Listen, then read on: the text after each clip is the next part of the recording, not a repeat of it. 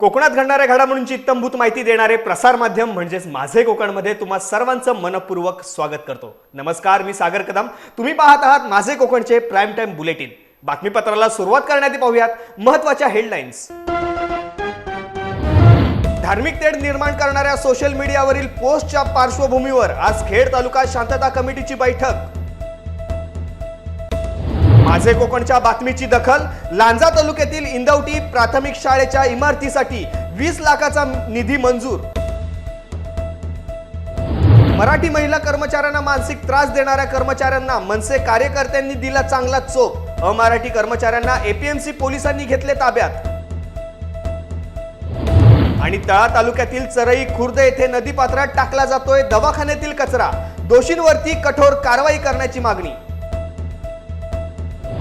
आता पाहूया सविस्तर वृत्त। धार्मिक तेढ निर्माण करणाऱ्या सोशल मीडियावरील पोस्टमुळे कोकणात सर्वत्र चांगलेच वातावरण तापलेले आहे। खेड, दापोली, सिंधुदुर्ग या ठिकाणी 2 दिवस वातावरण चांगले चिघळल्याचे दिसून आले। या पार्श्वभूमीवर आज खेड तालुक्यात शांतता कमिटीची बैठक खेड पोलीस ठाण्यामध्ये संपन्न झाली। अप्पर जिल्हा पोलीस अधीक्षक जयश्री गायकवाड यांच्या अध्यक्षतेखाली ही बैठक संपन्न झाली। सोशल मीडियाच्या माध्यमातून कोणी शांतता बिघडवण्याचा प्रयत्न केला तर त्याच्यावर कायदेशीर कडक कारवाई केली जाईल, मग तो कोणत्याही समाजाचा असो। कायदा सर्वांसाठी सारखाच आहे असा इशारा अप्पर जिल्हा पोलीस अधीक्षक जयश्री गायकवाड यांनी दिला आहे। पाठीशी घालण्याचा प्रयत्न 100% होणार नाही। तपास योग्य रीतीने होईल आणि त्याचं सुपरविजन एसपी सर आणि आमच्यापासून, मी मगाशी आता बोलले तेव्हा त्याच्यामध्ये आमच्या डीजी ऑफिस पासून तर त्या गुन्ह्यांचं सुपरविजन होतं। हे अतिशय गंभीर स्वरूपाचे गुन्हे असतात आणि त्या गुन्ह्यांची परवानगी शासन देतं।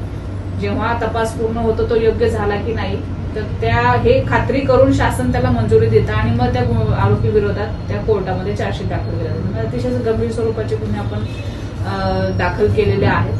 फक्त आपण सर्वांना आव्हान हेच असणार आहे की आता इथून पुढं कुठलं स्टेटस असेल किंवा कोणी असे लोक जमतायत एकमेकांना काहीतरी बोलतायत तर तिथे जमा होऊन एकत्रित स्वतःहून काहीतरी कारवाई करण्यापेक्षा त्याची माहिती पोलिसांना द्या। पोलीस तिथं पोहोचतील आणि वेळीच त्याची दखल घेऊन जर त्याच्यामध्ये गुन्ह्याचं स्वरूप असेल गुन्हा दाखल करतील। काही वेळेला समज द्यायची वेळ आली तर ती समज सुद्धा आम्ही देऊ। दुसरी गोष्ट, आपल्या सर्व जिल्हाभरामध्ये आपण जेवढे काही ग्रुप आहेत जे आम्हाला माहिती आहेत, आमच्या कोकणी अंमलदारांकडून माहिती मिळाली किंवा पोलीस पाटलांकडून, तर त्या सर्व ग्रुप ऍडमिनना आम्ही आमच्याकडून एक मेसेज पाठवतोय की बाबा त्यांनी त्यांच्या ग्रुपचं सेटिंग ते बदलून ठेवावं आणि त्या ग्रुपमध्ये कोणीही त्या ग्रुप मेंबर पोस्ट करू शकणार नाही, फक्त ऍडमिन तो पोस्ट करू शकेल। आणि त्यामध्ये असं कोणी पोस्ट केलेले असेल आणि ग्रुप ऍडमिनने ते जर नाही सेटिंग केलं तर त्याच्यामध्ये त्या ग्रुप ऍडमिनवरती आम्ही गुन्हा दाखल करणार, त्याला जबाबदार राहणार, असं पर्सनल मेसेज आम्ही त्यांच्यावरती हे करतो। रत्नागिरी जिल्ह्याच्या लांजा तालुक्यातील इंदवटी जिल्हा परिषद प्राथमिक शाळा नंबर 2 शाळेचा निर्लेखन प्रस्ताव सन 2022 साली सादर करण्यात आला। या शाळेची इमारत पूर्णतः मोडकळीस आलेली असून बौद्धवाडी व बाईतवाडी येथील शिक्षण घेणाऱ्या मुलांचे नुकसान होऊ नये याकरिता शाळेच्या लगत असलेल्या गोठ्यात शाळा भरवली जात होती। या बाबतीतली बातमी माझे कोकणने प्रसारित केल्यानंतर 48 तासात शाळेच्या इमारतीच्या बांधकामासाठी शासनाकडून 20 लाखांचा निधी मंजूर करण्यात आला आहे। राष्ट्रवादी प्रदेश सरचिटणीस अजित यशवंतराव आणि अभिषेक राजेशिर्के यांनी याबाबतची माहिती दिलेली आहे। इंदवटी शाळा नंबर 2 या संदर्भात आपण 17 तारखेला एक व्हिडिओ टाकला होता। 16 तारखेला आपण त्या संदर्भात भेट दिली होती आणि प्रशासनाने विशेषतः माननीय मुख्यमंत्री एकनाथजी शिंदे व माननीय उपमुख्यमंत्री अजितदादा पवार यांनी या विषयात विशेष लक्ष घालून 19 तारखेला त्या शाळेला वर्गखोलीसाठी 20 लाख रुपये उपलब्ध करून दिले। त्यासाठी विशेष मी त्यांचे आभार मानतो। त्याचबरोबर ही बातमी ज्या माध्यमातून त्यांच्यापर्यंत पोहोचली ते चॅनल माझं कोकण व इतर माध्यमातून या बातम्या ज्या व्हायरल झाल्या त्याबद्दल सत्याच्या पाठी उभ्या राहिल्याबद्दल मी माझं कोकण या न्यूज चॅनलला सुद्धा सर्वप्रथम बातमी लावल्याबद्दल मी त्यांचे खूप खूप आभार मानतो। आपल्या सर्वांच्याच प्रयत्नाने हा विषय मार्गी लागला आणि असंच आपण अनेक विषय आहेत लांजा तालुक्यामध्ये, त्याचा पाठपुरावा सतत करत राहूया अशी मी आशा व्यक्त करतो. आणि सर्वांचे माननीय मुख्यमंत्री, माननीय उपमुख्यमंत्री सोबत आमचा आवाज उठवणारं माझं कोकण, तसेच तरुण भारत, रत्नागिरी टाइम्स अशी वृत्तपत्र, या सगळ्यांचे मी आभार मानतो. सन 2023-24 या वर्षात निवडणूक विषयक कामकाजात केलेल्या उल्लेखनीय व नाविन्यपूर्ण कामगिरी करणाऱ्या अधिकाऱ्यांच्या यादीमध्ये उत्कृष्ट मतदार जनजागृती पुरस्कार 2024 हा पुरस्कार रत्नागिरी जिल्ह्यातील जिल्हा अधिकारी एम देवेंदर सिंह, उपजिल्हा निवडणूक अधिकारी रत्नागिरी राहुल गायकवाड आणि 266 रत्नागिरी विधानसभा मतदारसंघाचे मतदार नोंदणी अधिकारी जीवन देसाई यांना आज मुख्य निवडणूक अधिकारी महाराष्ट्र राज्य यांच्या हस्ते मुंबई येथे पार पडलेल्या पुरस्कार वितरण सोहळ्यामध्ये प्रदान करण्यात आला. मनोज जरांगे पाटील यांच्यासह लाखोंचा जनसमुदाय हा नवी मुंबईमध्ये येत आहे. यामुळे रायगड जिल्ह्यातील पनवेल शहरातील नागरिकांनी जय्यत तयारी केली असून जेवणाची व्यवस्था देखील करण्यात आली आहे. 40 किलोमीटर पर्यंत खारघर ते कळंबोली, नवीन पनवेल, रासायनी सह विविध ठिकाणापर्यंत जेवणाचे वाटप करण्यात येणार आहे.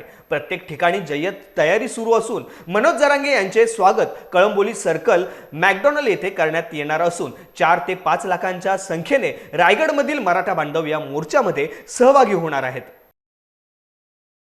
आम्ही आमचे मनोज जरांगे साहेब येत आहेत, त्यांच्याबरोबर येणाऱ्या माणसांसाठी आम्ही जेवणाची सोय करत आहोत. पनवेल आणि डेरवली आणि कोळके ह्या लोकांतर्फे जेवणाची तयारी करत आहोत. हो, आम्ही पण सामील होणार आहोत. ते आमच्यासाठी एवढं काय करत आहेत म्हटल्यावर आम्ही त्यांना सपोर्ट केलाच पाहिजे. जोपर्यंत ते आझाद मैदान जात आहे तोपर्यंत त्यांच्याबरोबर आम्ही सगळे महिला मंडळ, पुरुष मंडळ सगळे जाणार आहोत. आमच्या डेरवली गावातल्या माणसांनी सपोर्ट केला.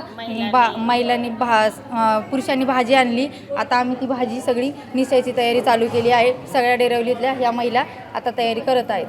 मनोज जरांगे पाटील साहेबांचं स्वागत आमच्या कळंबोली सर्कलला मॅकडॉनल्डच्या समोर भव्य रायगड जिल्ह्याचे स्वागत करण्यात येणार आहे. कारण मनोज जरांगे पाटील आमच्या मराठा समाजासाठी स्वतः जीवाची प्राणाची बाजी लावलेली आहे. त्यांनी सांगितलेलं आहे की मी आता मुंबईला जाणार आहे, तर मुंबईला गेल्याच्या नंतर मी मराठा आरक्षण घेऊनच येणार आहे. कारण ते मोर्चाला चाललेत नाही तर आमरण उपोषणाला चाललेत. एक तर माझी विजय यात्रा निघेल किंवा माझी अंतिम यात्रा निघेल असं टोकाचं पाऊल त्यांनी घेतलं. आणि म्हणूनच आज आम्हाला अपेक्षा आहे की मराठा समाजाचा या अंतिम टप्पा नाही तर अंतिम लढाई आहे आणि लढाई जिंकल्याशिवाय मराठा आता शांत बसणार नाही. निश्चितच मराठा संघर्ष योद्धे मनोज जरांगे पाटील मराठा समाजाच्या न्याय हक्कासाठी, आरक्षण मिळवण्यासाठी 20 जानेवारीला अंतरवली सराटी येथून ते निघालेले आहेत.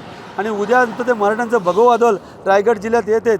रायगड जिल्ह्यातील सगळे रायगडवासीय आम्ही आतुर आहोत मनोज जरांगे पाटलांचं भगव वादळ स्वागत करण्यासाठी. आमचा हद्द खोपोलीपासून खालापूरपर्यंत कामोट्या खारघरपर्यंत आमची हद्द आहे. 40 किलोमीटरच्या जागेमध्ये आम्ही संपूर्ण स्टॉल प्रत्येक किलोमीटरवरती म्हणजे आम्ही तयारी केली की खारघर, कामोटे शहर आणि कळंबोली हे खारघर ते कळंबोलीपर्यंत भोजन वाटप करणार आहेत. त्यानंतर खांदा कॉलनी, करंजाडे, पनवेल, नवीन पनवेल हे कळंबोली ते आदई सर्कलपर्यंत वाटप करण्यात. मराठा आरक्षणासाठी मनोज जरांगे पाटील यांनी मुंबईकडे कूच केली असताना त्यांच्याबरोबर लाखोंचा जनसमुदाय येत आहे. उद्या 25 जानेवारी रोजी मराठा क्रांती मोर्चाचा मुक्काम नवी मुंबईत असणार आहे. लाखोंच्या संख्येने मराठा बांधव येणार असल्याने त्यांची राहण्याची, जेवणाची, पार्किंगची सुविधा शहरातील विविध भागांमध्ये करण्यात येत आहे. याबाबत आज एपीएमसी प्रशासन, पोलीस, मराठा समन्वयक, पालिका अधिकारी उपस्थित होते. 175 एकर जागा असलेल्या एपीएमसी मध्ये महिलांना राहण्यासाठी जेवणाची सोय करण्यात आली आहे. त्याचबरोबर पार्किंगसाठी APMC market, Nerul, CBD, Vashi येथील मैदाने, पाम बीच मार्गाचा वापर करण्यात येणार आहे. दरम्यान महानगरपालिका प्रशासन योग्य ती मदत करत नसल्याचा आरोप मराठा समन्वयकांनी केला आहे. मनोज जरांगे साहेबांच्या नेतृत्वाखाली फार मोठा महामोर्चा हा नवी मुंबईमध्ये येत आहे. नवी मुंबईचे मराठा क्रांती मोर्चाचे सर्व समन्वय आणि गेल्या काही दिवसापासून प्रचंड रात्रंदिवस मेहनत करतायत. आज त्यांनी मुंबई कृषी उत्पन्न बाजार समिती, महानगरपालिका आणि सिडकोच्या माध्यमातून, पोलीस यंत्रणेच्या माध्यमातून हे येणाऱ्या वादळ त्यांना कशा प्रकारचं नियोजन करायच्या बाबतीमधली, निर्णय घेण्याच्या बाबतीमधली बैठक झाली. गेल्या मागच्यासुद्धा 2 दिवसापासून आम्ही बैठका घेऊन त्याचं नियोजन केलं. आज त्याच्यावर अंतिम आम्ही त्या ठिकाणी निर्णय घेतलेला आहे. जास्तीत जास्त येणाऱ्या लोकांना सुविधा, जास्तीत जास्त येणाऱ्या लोकांना भोजनाची व्यवस्था त्याचबरोबर कुठल्याही प्रकारची त्यांना अडचण होणार नाही याची काळजी घेण्याचा प्रयत्न केलेला आहे. मुंबई कृषी उत्पन्न बाजार समितीने येणाऱ्या सर्व लोकांची व्यवस्था करण्यासाठी त्याप्रमाणे निर्णय घेतलेला आहे आणि तिथे आम्ही सगळेजण एकत्रितपणे आपल्या या सर्व लोकांचं व्यवस्थितपणे कशा प्रकारचं त्या ठिकाणी सोयी किंवा व्यवस्थितपणे त्यांची व्यवस्था होईल याची निश्चितपणाने प्रयत्न करतो. गेल अथॉरिटी ऑफ इंडिया या कंपनीची पाईपलाईन पेण तालुक्यातील रावे, डावरे, हनुमानपाडा, जोहे, करणे, बोरझे आदी गावातून टाकण्याचे धोरण आहे. मात्र शेतकऱ्यांना विश्वासात न घेता ही पिकती सुपीक जमीन लाटण्याचा शासनाचा पर्यायाने केंद्र सरकारचा प्रयत्न असल्याचा आरोप करण्यात आला आहे.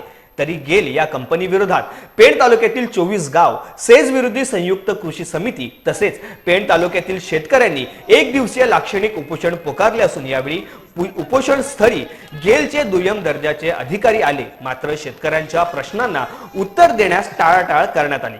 आज उपोषण स्थळी माजी आमदार धैर्यशील पाटील व विद्यमान आमदार रवींद्र पाटील यांनी अधिकारी वैशंपायन यांच्या सोबत शेतकऱ्यांना पाठिंबा दिला आहे. ते गेल कंपनीच्या विरोधात आम्ही उपोषणाला बसलेलो आहोत. आम्ही जवळजवळ 1 ते 1.5 वर्ष आम्ही त्या गेल कंपनी सोबत भांडतोय. गेल कंपनीने कुठलाही विचार न करता किंवा शेतकऱ्याचा कसलाही विचार न करता अगदी जो भूसंपादनाचा आज कायदा नसताना भूसंपादनाची प्रक्रिया आमच्यावर शेतकऱ्यावर लादतायत, त्यामुळं आमचा शेतकरी पूर्णपणे नेस्तनाबूत होणार आहे, भूमिहीन होणार आहे आणि उद्ध्वस्त होणार आहे पूर्णपणे. त्यामुळं शेतकरी राजा चिडलेला आहे आणि आमचं एकच सांगणं आहे की ही भूसंपादनाची प्रक्रिया ताबडतोब रद्द करा.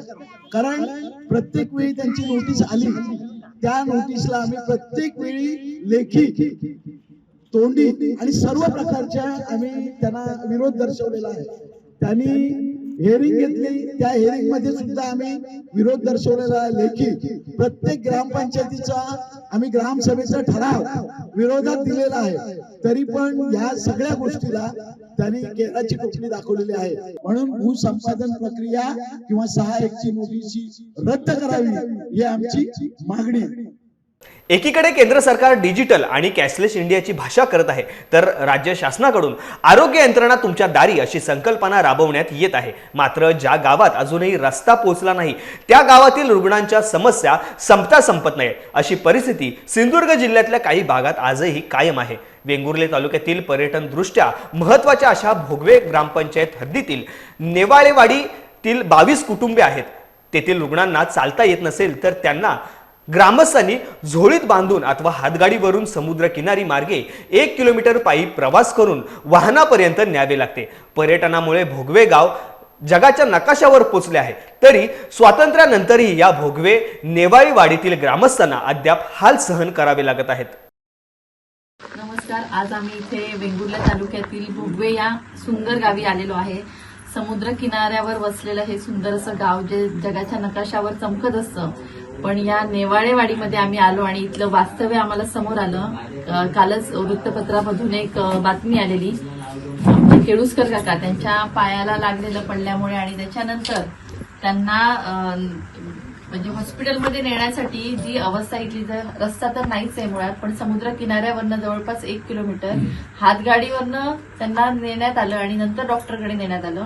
आणि हे जेव्हा पेपरमध्ये आल्यानंतर आम्हाला सगळ्यांना कळालं की काका 35 वर्ष या 22 कुटुंबासाठी सातत्याने लढा देत आहेत, पण त्याच्यावर कोणतंही त्यांना अजून यश आलेलं नाहीये. इथल्या महिलांचे प्रश्न आहेत, त्यांना पाणी आणण्यासाठी 1 किलोमीटर समुद्र किनाऱ्याने जावं लागतं, मुलांना सोडण्या आणण्यासाठी जावं लागतं, बाजार आणण्यासाठी जावं लागतं आणि सगळ्यात महत्वाचं एखादी अंत्ययात्रा असेल काय असेल तर ह्यांना करणार कसं, हे कशा पद्धतीने नेणार, किंवा एखादा आजारी माणूस ज्याला चालता येत नाही त्याला नेण्यासाठी त्यांना झोळी करावी लागते आणि तिथून न्यावं लागतं. अशी वाईट परिस्थिती, अतिशय म्हणजे आपण म्हणतो डिजिटल इंडिया आणि मेक इन इंडिया आणि काय काय म्हणतो, पण तसं वास्तविक जे आहे ते भयान आहे इथलं. आता रायगड जिल्ह्यातून एक धक्कादायक बातमी समोर येते. रायगड जिल्ह्यातल्या तळा तालुक्यातील चरई खुर्द नदीच्या पात्रात दवाखान्यातील जैववैद्यकीय कचरा टाकण्यात आला आहे. त्यात वापरलेल्या सिरिंजचा समावेश असून तेथूनच 6 गावांना पिण्याच्या पाण्याचा पुरवठा केला जात असल्याने या गावातील ग्रामस्थांच्या आरोग्याचा प्रश्न आता निर्माण झालेला आहे. गुरांसाठी आणि शेतीसाठी देखील या नदीच्या पात्रातील पाणी वापरले जात असून नागरिकांच्या जीवाशी खेळण्याचा या प्रकारामुळे नागरिकातून तीव्र संताप व्यक्त केला जात आहे. 23 जानेवारी रोजी दुपारी 3च्या सुमारास एका राखाडी रंगाच्या इको कारमधून चरई खुर्द गोवळवाडी येथील नदीपात्रात हा जैववैद्यकीय कचरा टाकण्यात आला असल्याचे तेथील ग्रामस्थांनी सांगितले। यावेळी ही घटना उघड झाली आहे। या नदीमधून चरई गवळवाडी, बैलघर, खैराट, चरई खुर्द, वृंदावन, उसर खुर्द या गावांना पिण्याचा पाणी पुरवठा केला जातो। दुपारी 3च्या सुमारास परिसरात कोणीही नसताना त्याचा फायदा घेत अनोळखीने वापरलेल्या सुया, ग्लोव्ज, वापरलेले इंजेक्शन, सिरिंज आणि इतर साहित्य थेट नदीपात्रात टाकल्या। हा कचरा कोणी टाकला याचा शोध घेणे गरजेचे आहे। त्या ठिकाणी जे साहित्य आहे त्यावरील बॅच नंबरवरून हे साहित्य नेमक्या कोणत्या ठिकाणाचे आहे याचा शोध घेऊन संबंधित दोषींवरती कठोर कारवाई करण्याची मागणी चरई खुर्द ग्रामस्थांकडून आता करण्यात येत आहे।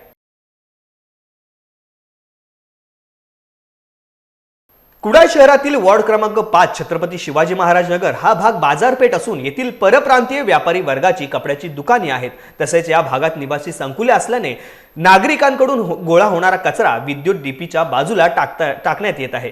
मुख्य म्हणजे कुडाळ नगरपंचायतीची कचरा घेणारी घंटागाडी या भागात येते, मात्र येथील नागरिक आणि परप्रांतीय व्यावसायिक कचरा घंटागाडीत न देता विद्युत डीपीच्या बाजूला टाकतात। त्यामुळे या भागात अस्वच्छता आणि दुर्गंधी पसरली आहे। याबाबत नगरसेवक अभिषेक गावडे हे तात्काळ घटनास्थळी उपस्थित झाले। तसेच तत्परता दाखवत कुडाळ नगरपंचायतीच्या घंटागाडीस बोलावून तेथील कचरा भरून मार्गस्थ केला। याबाबत नगरसेवक अभिषेक गावडे यांनी या छत्रपती शिवाजी महाराज नगरातील व्यापारी वर्गाशी संवाद साधत कचरा उघड्यावर न फेकता नगरपंचायतच्या घंटागाडीत द्या असे आवाहन केले। तसेच पुढे रस्त्याच्या बाजूला उघड्यावरती कचरा टाकल्यास कडक कारवाई केली जाईल असा देखील इशारा दिलाय। रत्नागिरी जिल्ह्यातल्या राजापूर शहरातील समर्थनगर येथील सेवानिवृत्त शिक्षक विजयकुमार पंडित यांचे समर्थनगर येथील राहते घर फोडून झालेल्या चोरी प्रकरणी तपास लावण्यात राजापूर पोलिसांना यश आले आहे। या प्रकरणी मुद्देमालासह रत्नागिरी व राजापूर पोलिसांनी एकाला ताब्यात घेतले असून त्याला अटक केली आहे। सुवेत किशोर कुलकर्णी राहणार मीठगव्हाणे राजापूर असे अटक करण्यात आलेल्या संशयित आरोपीचे नाव आहे। सुवर्णकारांच्या सतर्कतेमुळे चोर रंगेहात जेरबंद करण्यात आलाय। या प्रकरणी स्थानिक गुन्हे अन्वेषण विभाग रत्नागिरीचेही मोलाचे सहकार्य लाभलेले आहे। मी राहत असलेल्या घरी शनिवार दिनांक 20 जानेवारी 24 रोजी कुलूप कापून कपाटातील दागिन्यांची चोरी झाली। त्यासंबंधी रात्री राजापूर पोलीस स्टेशनला तक्रार दिली असता पोलिसांनी तातडीने गुन्हा दाखल करून तपास सुरू केला व तेवढ्याच जलदगतीने गुन्हेगारास अटक केली व राजापूर तालुका पोलीस प्रशासनाच्या तत्परतेमुळे या चोरीचा छडा लागला।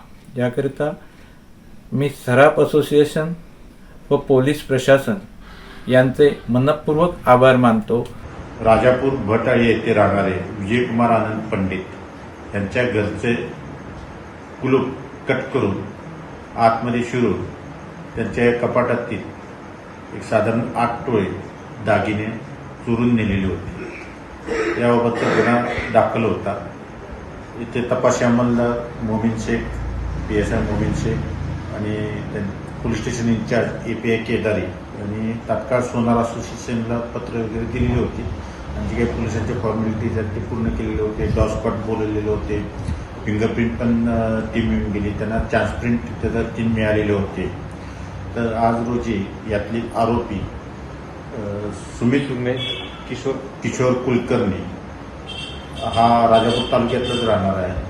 हा याचा नातलगी आहे, जे फिर्यादी जे त्यांचा नातलगी आहे, लांबून नातलग आहे। तर तो आज कॅनरा बँकेत दागिने गहाण ठेवण्यासाठी आलेला होता आणि त्यांनी सोनारांना बोलून घेतलं दागिने चेक करण्यासाठी आणि सोनारांना ते आमचे नोटिसा गेलेल्या होत्या, ते दागिने चोरी केलेले होते। त्यांनी तात्काळ ते नोटिसाचे साम्य असलेले दागिने असल्यामुळे कळाल्यामुळे तिथल्या सोनारांनी राजापूरच्या अध्यक्षांना फोन करून कळवले। अध्यक्ष मालपेकर यांनी तात्काळ पोलीस स्टेशनला कळवलं आणि पोलिसांनी जाऊन त्याला कॅनरा बँकेतनं ताब्यात घेतली, त्याच्याजवळचे दागिने जप्त केलेले आहेत। तुर्भे येथील द फन हॉटेल येथे काम करत असलेल्या मराठी महिला कर्मचाऱ्याला हॉटेलमधील 2 अमराठी कामगारांकडून मानसिक त्रास दिला जात होता। याबाबत सदर पीडित महिलेने मनसेचे नवी मुंबई शहर अध्यक्ष गजानन काळे यांना फोन करून याबाबत तक्रार दिली। त्यानंतर तात्काळ गजानन काळे यांनी हॉटेलमध्ये जाऊन सदर पीडित महिलेचा मानसिक त्रास देणाऱ्या कर्मचाऱ्यांना चांगला चोप देत धडा शिकवला आहे। यावेळी महाराष्ट्र सैनिक मोठ्या संख्येने उपस्थित होते। महिलेचा मानसिक छळ करणाऱ्या हॉटेलमधील अमराठी कर्मचाऱ्यांना एपीएमसी पोलिसांनी ताब्यात घेतले असून त्यांना अटक करण्याची कार्यवाही पोलिसांनी सुरू केली आहे। सगळं फोडून टाकेल इकडे, सगळं फोडून टाकेल मी। माझं लगेच शांतपणे त्या पोलीस रडते इथे, शांतपणे काय बोलणार आहे? काय शांतपणे बोलणार? बहिणी सांगते पोरगी रडते इकडे, तुमचं सरफराज आहे, दोघांना शोधून आण, दोघांना शोधून आण, कोणतं सरफराज आहे? त्रास होतोय सर मला। ती शेप आहे इकडे, तुमच्या 2 शेप त्रास देत आहे, तुम्हाला कळत नाहीये? कोणी मिसबिहेव केली? तिने मिसबिहेव केले आणि ती रडते इकडे। अहो तुम्हाला काहीतरी तर वाटू द्या जरा थोडंसं तरी, तुमच्या त्या दोघांना बोलवा।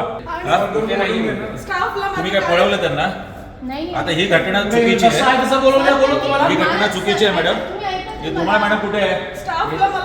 रत्नागिरी जिल्ह्यातील लांजा तालुक्यातील हरचे बेनी फाटा येथे बलेरो जीप जनावरांची वाहतूक करताना स्थानिकांना आढळली। स्थानिकांना वाहनात 4 गुरे आढळून आली। याबाबत स्थानिक नागरिकांनी लांजा पोलीस स्टेशनमध्ये तक्रार केल्यावरती पोलिसांनी घटनास्थळी दाखल होऊन बेकायदेशीर गुरे वाहतूक करणाऱ्या दोघांवरती गुन्हा दाखल केलाय। याबाबत अधिक तपास पोलीस निरीक्षक दादासाहेब गुटूकडे करत आहेत।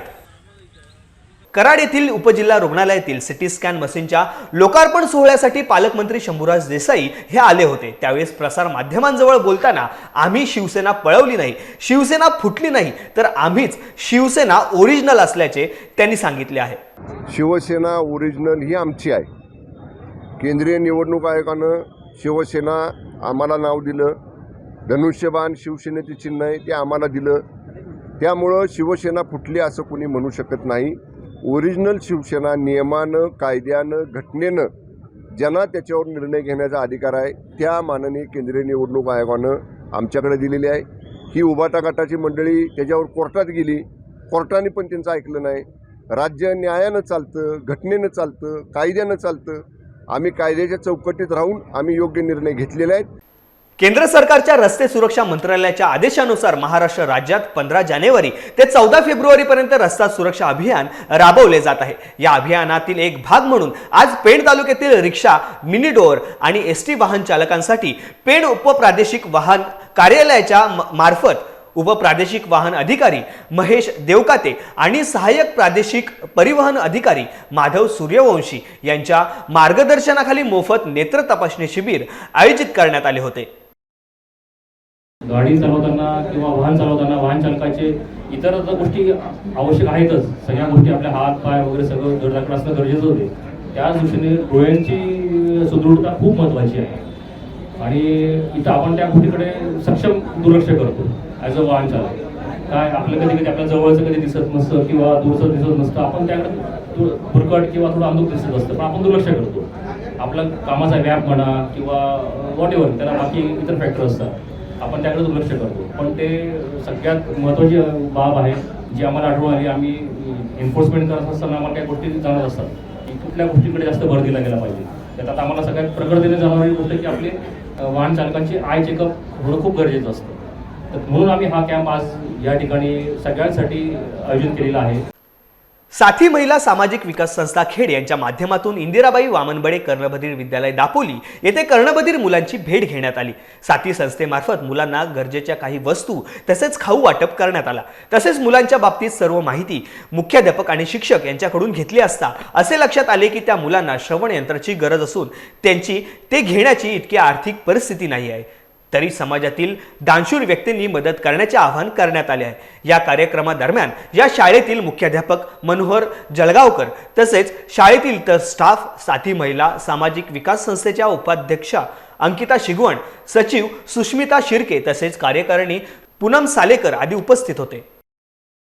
खेड तालुक्यातील हुमरी, वाडीबीड, आंबवली येथे ग्रामीण व मुंबई मंडळ महिला मंडळ यांच्यातर्फे आयोजित अखंड हरिनाम सप्ताह निमित्ताने दापोली विधानसभा मतदारसंघाचे लोकप्रिय माजी आमदार संजयराव कदम यांनी भेट दिली। या कार्यक्रमाप्रसंगी शिवसेना उद्धव बाळासाहेब ठाकरे गटाचे उपजिल्हा प्रमुख विजयराव जाधव, आस्थान विभाग प्रमुख विश्वास कदम, भरणे विभाग प्रमुख अंकुश कदम, राष्ट्रवादी काँग्रेस खेड शहराध्यक्ष प्रणव महापुसकर तसेच सर्व आजी माजी पदाधिकारी, कार्यकर्ते, शिवसैनिक, युवा सैनिक, ग्रामस्थ उपस्थित होते।